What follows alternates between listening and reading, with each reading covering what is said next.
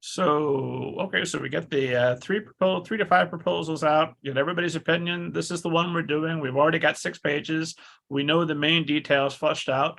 What happens next? Is it I'll write my chapters in the morning, Jared, and then Sophie, you'll write the chapters in the evening, or is it how do you break down? How do you start drafting? Where do you go next? Yeah, I mean, first I will say the developing like the synopsis and the characters that will be around 24 pages of proposal. Yeah, so we go really deep, really deep. Like we like to know in the characters everything, like how this character will react to this thing, what he prefers to eat, what, like we know everything, and then we do kind of like an outline, like from the beginning to the end, what will be the scenes, what is happening, what is the next chapter, almost like structure, right? Like we do all the structure. So it's like there's like a 15-page outline and structure, and then there's like a 30-page or more, or it could be 60 pages proposal, which is just the first 4, 5, 6 chapters of the book. Okay, so you already got that before you start drafting in earnest, then. Before we start drafting what? You already got the 6 chapters before you actually start drafting. Yeah.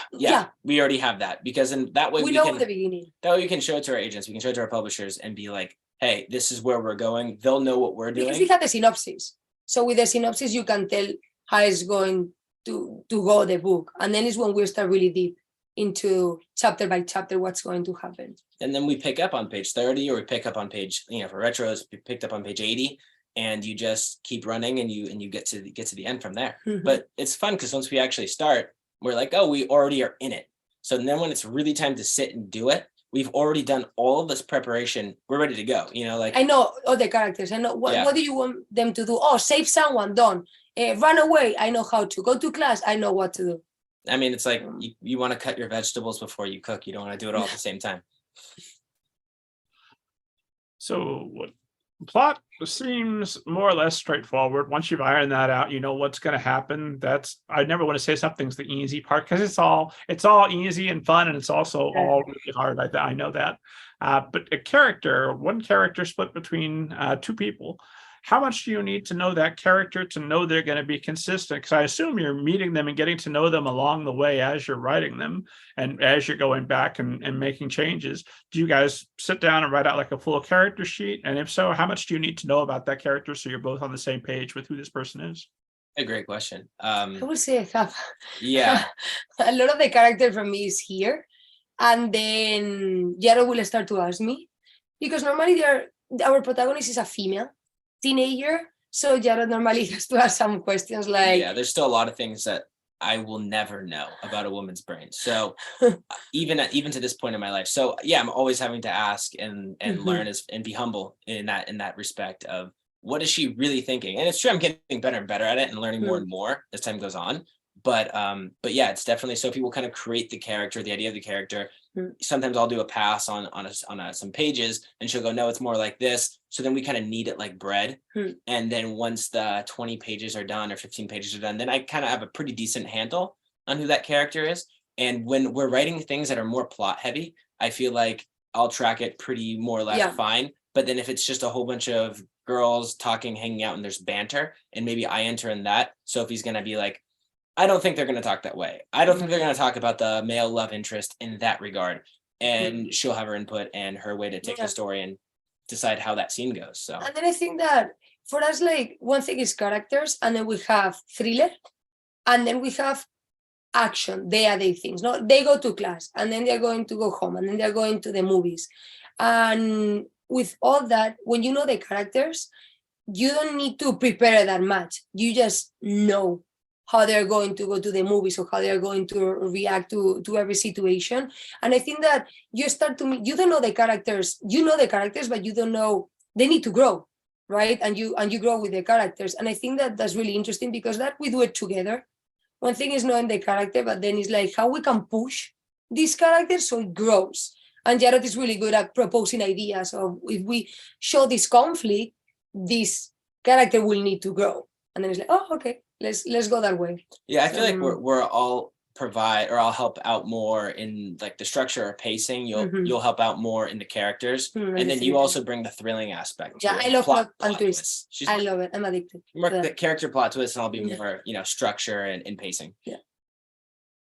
You mentioned you get a character arc, they have to grow. It's something that amuses me, and you may have discovered this also. I've written enough books now that I've seen the character of mine undergo a similar arc again. It's like, oh no, I was supposed to grow with the character, but I guess I'm still working on that. Oh, here it is again. Yeah, you can learn a lot about yourself. Yeah, yeah, absolutely. So theoretically, you should ask your dad. He's finished. He's got book 51 coming out, so he should be close to perfect now. He should have figured out all of his issues and arcs, right? Yeah, he should be perfect. He gives us actually really good advice.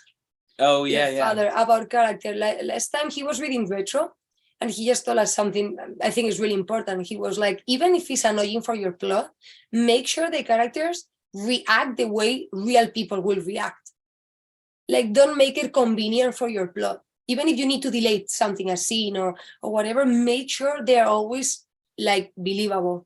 And it's one of those situations where like and we'll go through our book and be like, okay, we're gonna put on this hat of being a jerk, and I'm jerk today, and I'm gonna read the book like somebody who wants to give it a 1 star on Goodreads, and I'm gonna read it and tear it apart.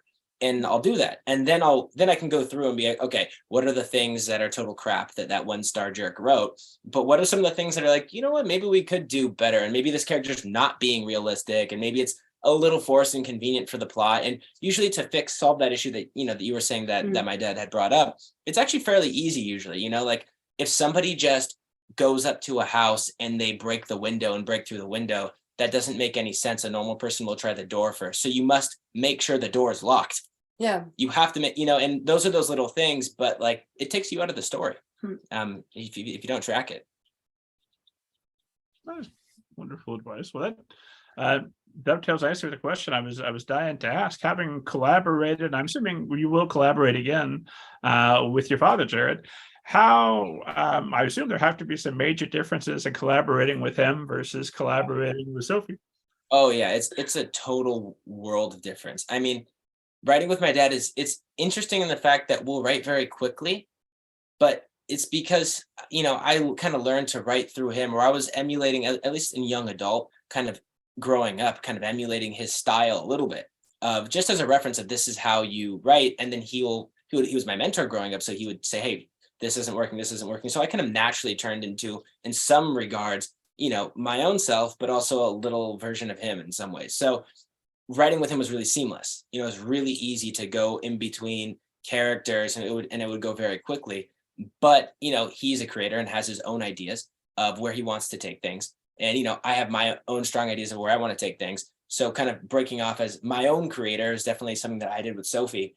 And we both are very strong and have very different ideas of what we want to do. So it's almost like writing with myself in that regards, which means our books happen a little bit slower, but so much gets talked out.